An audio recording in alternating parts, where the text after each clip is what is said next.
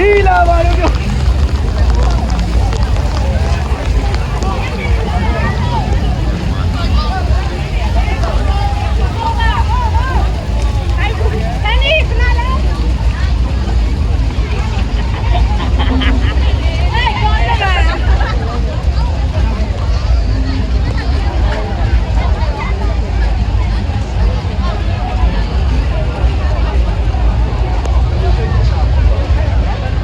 来来。